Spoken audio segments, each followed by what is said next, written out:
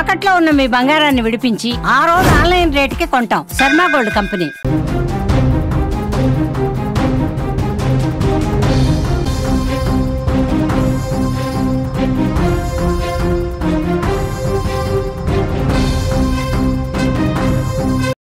Breaking news చూస్తున్నాం. నిమిష ఉరి శిక్షపై భారత విదేశాంగ శాఖ స్పందించింది. న్యాయ సహాయాన్ని అందిస్తున్నామని ప్రకటన చేసింది. ఉరి శిక్ష వాయిదాకు భారత్ ప్రయత్నాలే కారణమని వెల్లడించింది. నిమిష తరఫున లాయర్ను కూడా నియమించామని చెప్తున్నారు.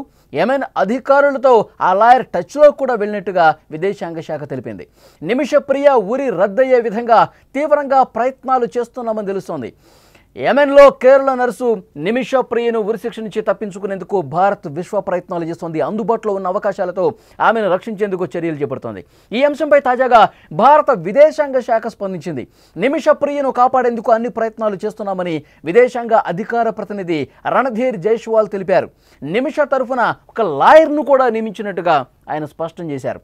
లాయర్ ఆ ఫ్యామిలీతో రెగ్యులర్గా టచ్లోకి ఉన్నారని, యెమెన్ అధికారులతో కూడా మాట్లాడుతున్నారని పేర్కొన్నారు.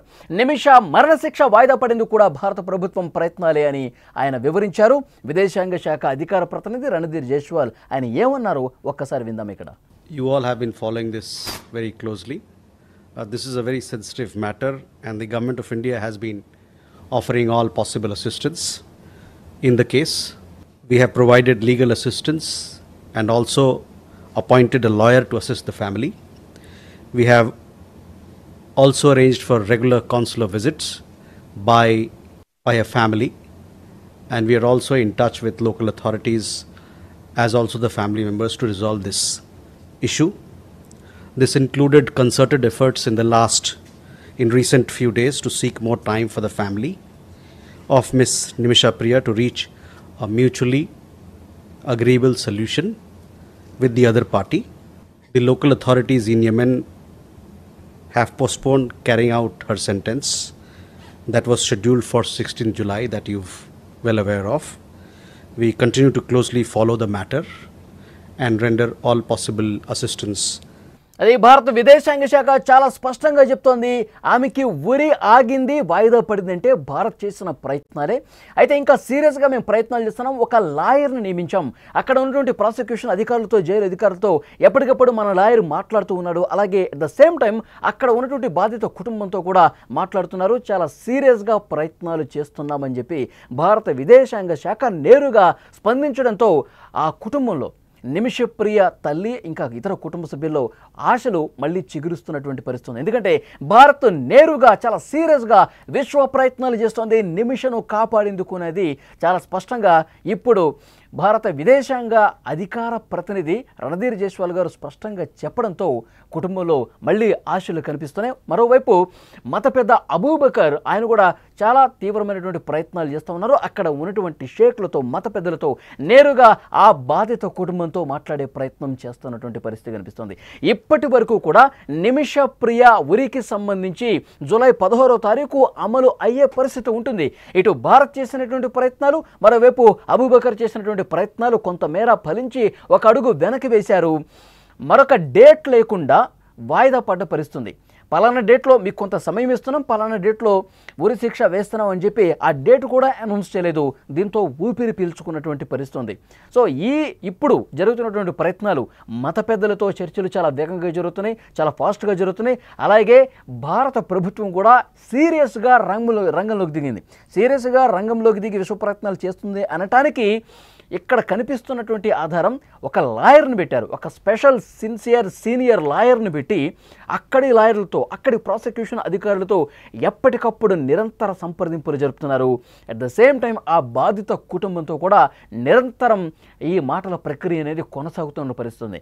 నిన్న నిమిష ప్రియ కేసుకు సంబంధించి అక్కడ బాధిత కుటుంబం మెహదీ ఎవరైతే మృతుడు ఉన్నారో ఆ మెహదీ బ్రదర్ ఒక స్పష్టమైనటువంటి వ్యాఖ్య చేశాడు. ఇప్పుడు ఈ సంప్రదింపులు కావచ్చు, ఈ సయోధ్య కావచ్చు, ఈ చర్చలు కావచ్చు మాకేమీ కొత్త కాదు. గతంలో కూడా చాలా సందర్భాల్లో ఈ విధంగా బ్లడ్ మనీ తీసుకోండి, ఈ కేసుని వాపసు తీసుకోండి, క్షమించి వదిలేసేయండి, ఇలాంటివి జరిగినాయి. గతంలో కూడా మాకు ఇప్పుడేమీ కొత్తగా అనిపించట్లేదు. కానీ మేము వెనక్కి తగ్గే అవకాశం లేదు, ప్రాణానికి మీరు వెలకట్టాలని ప్రయత్నం చేస్తున్నారు. మరొకవైపు నిమిషని ఈ కేసులో దోషిగా ఇవ్వకుండా ఒక బాధితురాలుగా చిత్రీకరించే ప్రయత్నం చేస్తున్నారు. మాకు అసలు వద్దే వద్దు, ఎలాంటి డబ్బు వద్దు, మీరు ఇచ్చే $1 కూడా మేము తీసుకోము.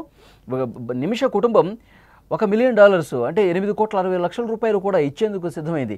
మాకు $1 కూడా మేము తీసుకునే పరిస్థితే లేదు, మాకు అసలు డబ్బు వద్దు, నిమిషకి శిక్ష పడాల్సిందే. ఇప్పటికి కూడా అదే స్టాండ్ మీద వాళ్ళు ఉన్నారు, నిమిషకి శిక్ష పడాల్సిందే అని చెప్తూ ఉన్నారు. కానీ ఇప్పుడు ప్రయత్నాలు మరింత వేగం పుంజుకునే అవకాశం అయితే కనిపిస్తుంది. ఎందుకంటే ఇటువైపు నుంచి భారత ప్రభుత్వం నేరుగా రంగంలోకి దిగి ఒక లాయర్ను కూడా పెట్టి, ఇది చాలా సున్నితమైన అంశం కాబట్టి అక్కడ దౌత్య సంబంధాలు అవి ఉపయోగించుకుంటూ, మరోవైపు ఇక్కడ ఈ హూతీలతో ఎవరికైతే నేరుగా సంబంధాలు ఉంటాయో, మన మిత్ర దేశాలు ఏవైతే ఉంటాయో అక్కడి అధికారుల నుంచి కూడా అట్లా లింక్ చేసి కొంత సానుకూలమైనటువంటి పరిస్థితి క్రియేట్ చేసే విధంగా చర్చలు జరుగుతున్నాయి. ఇటు మత పెద్దలు, ఇటు మన దేశం ఉన్నటువంటి ఈ లాయర్లు కావచ్చు, అధికారులు కావచ్చు, అలాగే మనకి మిత్ర దేశాలు ఏవైతే ఉంటాయో హూతీలతో నేరుగా సంబంధాలు ఉన్నవి, వాళ్ళ నుంచి కూడా డిస్కషన్స్ స్టార్ట్ అయినట్టుగా ఇన్ఫర్మేషన్ వస్తుంది. సో నిమిష కుటుంబానికి అతిపెద్ద ఊరట ఏంటంటే భారత్ చాలా సీరియస్గా విశ్వ ప్రయత్నాలు చేయటం, ఒక లాయర్ను కూడా ఏర్పాటు చేయటం. ఇక అబూబకర్ ప్రయత్నాలు అబూబకర్ చేస్తూనే ఉన్నారు.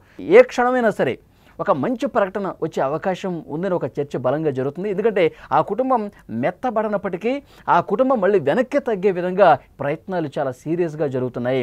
ఆ కుటుంబంలో కొంతమంది ఏమో ఉరిశిక్ష పడాల్సిందే, బ్రదర్ లాంటి వాళ్ళు ఉరిశిక్ష పడాల్సిందే, మేము క్షమించమని చెప్తున్నారు. కానీ ఆ కుటుంబంలోనే ఇంకొక వర్గం కూడా సరే వదిలేద్దాం అన్న ధోరణి కనిపిస్తుంది.